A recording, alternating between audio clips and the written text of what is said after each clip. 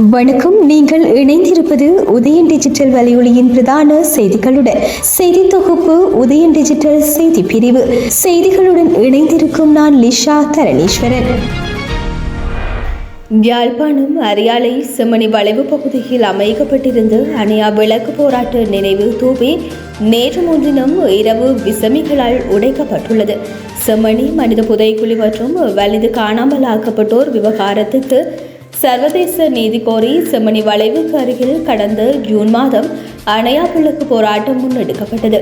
மக்கள் செயலெனும் தன்னார்வ அமைப்பால் முன்னெடுக்கப்பட்ட இந்த போராட்டம் நாடளாவிய ரீதியில் மட்டுமல்லாமல் சர்வதேச ரீதியிலும் பெரிய அளவில் பேசு பொருளானது. இந்த போராட்ட ஞாபகார்த்தமாக அமைக்கப்பட்டிருந்த தூபியை தற்போது உடைக்கப்பட்டுள்ளது. இந்த செயற்பாட்டுக்கு பல தரப்பினரும் கடும் கண்டனம் தெரிவித்துள்ளனர்.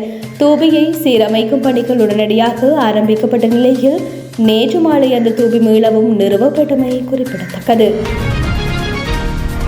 வடக்கு மற்றும் கிழக்கு மாகாணங்களில் வடக்கில் பருவக்காற்றின் முதல் சுற்றுமழை எதிர்வரும் 18ஆம் திகதி சனிக்கிழமை தாளமுகத்துடன் ஆரம்பிக்கும் என எதிர்பார்க்கப்படுகின்றது.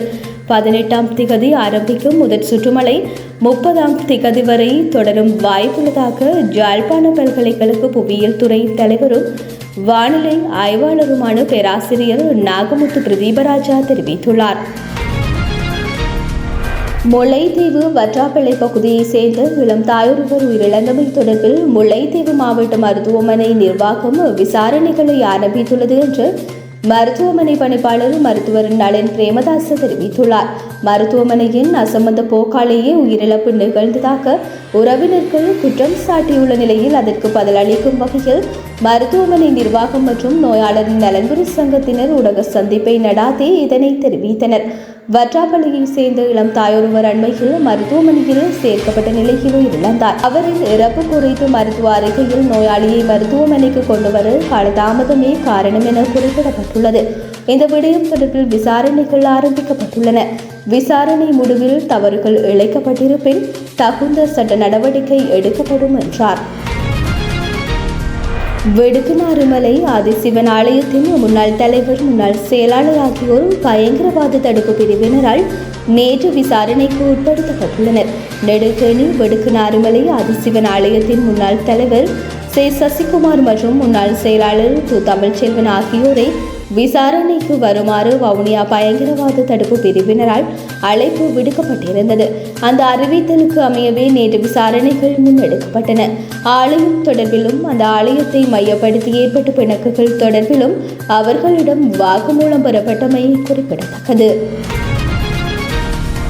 மாகாண சபை தேர்தல் அடுத்த வருடம் நிச்சயம் நடாத்தப்படும் என்று வெளிவிவகார அமைச்சர் விஜிதஹேர தெரிவித்துள்ளார். நாடாளுமன்றத்தின் நேற்றைய அமர்வின் போது மாகாண சபை தேர்தல் எப்போது நடாத்தப்படும் என்பதை அரசாங்கம் உறுதிப்படுத்த வேண்டும் என்று நாடாளுமன்ற உறுப்பினர் ஜீவன் தொண்டமான் வலியுறுத்தினார். இதன்போதே அடுத்த வருடம் மாகாண தேர்தலை நடாத்துவது உறுதி என்று அமைச்சர் விஜிதஹேர தெரிவித்துள்ளார்.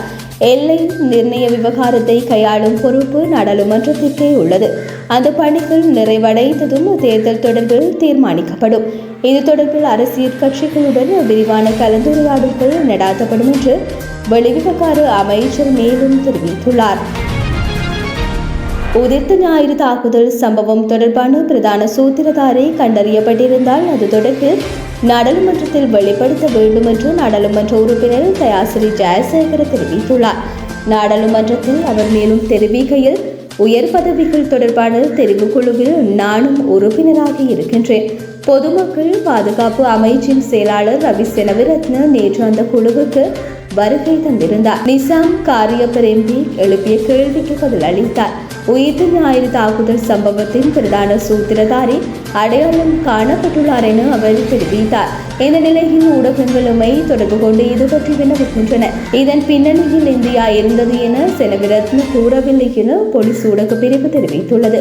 அவர் அவ்வாறான அறிவிப்பை வெளியிடவில்லை. உயர் பதவிகள் தொடர்பான தெரிவு குழுவுக்கு வந்து இதனை சொல்ல வேண்டியதில்லை. பிரதான சூத்திரதாரி யாரென நீதிமன்றத்திடம் சென்று கூற வேண்டும். இதேவேளை தெரிவுக்குழுவில் கலந்துரையாடப்பட்ட விடயத்தை நாடாளுமன்ற உறுப்பினர் நிசாம் காரியப்பர் சமூக வலைதளத்தில் பதிவிட்டுள்ளார். இது தவறான விடயம் என்றார். ஐக்கிய நாடுகள் மனித உரிமைகள் பேரவையில் இலங்கை விவகாரத்தில் வாய்மூலம் எதிர்ப்பு தெரிவித்தாலும் வாக்கெடுப்பை கோரவில்லை. வாக்கெடுப்பை கோருவதற்கு அரசாங்கத்துக்கு முதுகெலும்பு இல்லையா என்று நாடாளுமன்ற உறுப்பினர் நாமல் ராஜபக்ச கேள்வி எழுப்பியுள்ளார். நாடாளுமன்றத்தில் நேற்று முன்தினம் நடைபெற்ற விவாதம் ஒன்றில் உரையாற்றும் போதே அவர் இவ்வாறு கேள்வி எழுப்பியுள்ளார். அவர் மேலும் தெரிவிக்கையில், யாரை நீங்கள் மகிழ்விக்க முயற்சிக்கிறீர்கள்? புலம்பெயர் தமிழ் அமைப்புகளையா அல்லது விடுதலை புலி ஆதரவாளர்களையா?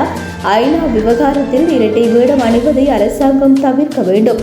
போலீசாரை பயன்படுத்தி அரசியல் செய்ய முடியாது. தயவு செய்து போலீஸை அரசியல் மயமாக்குவதை நிறுத்துங்கள். போலீஸ் ஆணைக்குழுவின் கௌரவத்தை சீர்குலைக்க வேண்டாம் என்று கோருகின்றோம் என்றார். இத்துடன் உதயம் டிஜிட்டல் வலையொலியின் இரவு நேர பிரதான செய்திகள் நிறைவடைகின்றன. தொடர்ந்தும் நாளை காலை நேர பிரதான செய்திகளுடன் இணைந்திருங்கள். வணக்கம்.